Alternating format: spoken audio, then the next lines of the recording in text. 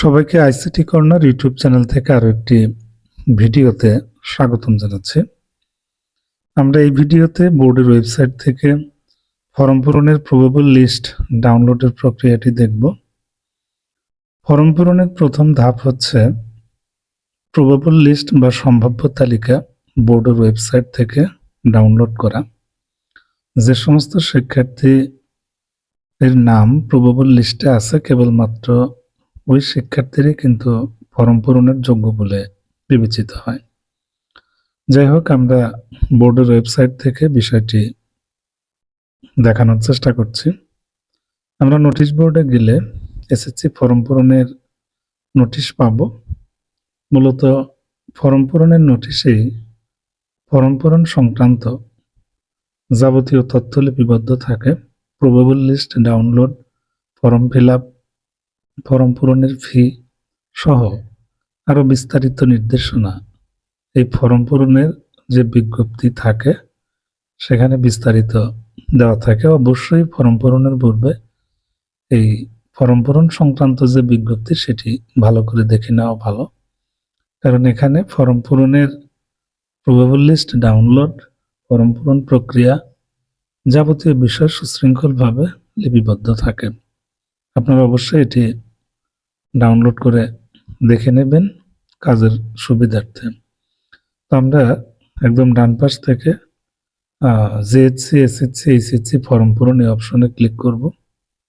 Click করলে আমাদের সামনে ফর্ম পূরণের প্রবেবল লিস্ট ডাউনলোড করার জন্য লগইনের অপশন আসবে। এখানে আমরা ইউজার আইডি এবং পাসওয়ার্ড দিয়ে দেব, যেটি আপনাদের কাছে সংরক্ষিত আছে এবং যেটি ব্যবহার করে ফর্ম পূরণের কাজ করেন। আমরা ড্যাশবোর্ডের নিচে এসে ইএফএফ দেখব। মূলত ইএফএফ হচ্ছে ইলেকট্রনিক ফর্ম ফিল আপ। এখানে অনেক অপশন পাবেন, তার মধ্যে থেকে আমাদের যেহেতু প্রবেবল লিস্টটা ডাউনলোড করতে হবে, সো প্রবেবল লিস্টে ক্লিক করলে আপনাদের সামনে শিক্ষার্থীদের তালিকা শো করবে। আপনারা এই যে লাল বক্স আছে এখানে ডাউনলোডে ক্লিক করলে মূলত প্রবেবল লিস্টটা পিডিএফ ফাইল হিসেবে ডাউনলোডের অপশন প্রদর্শিত হবে।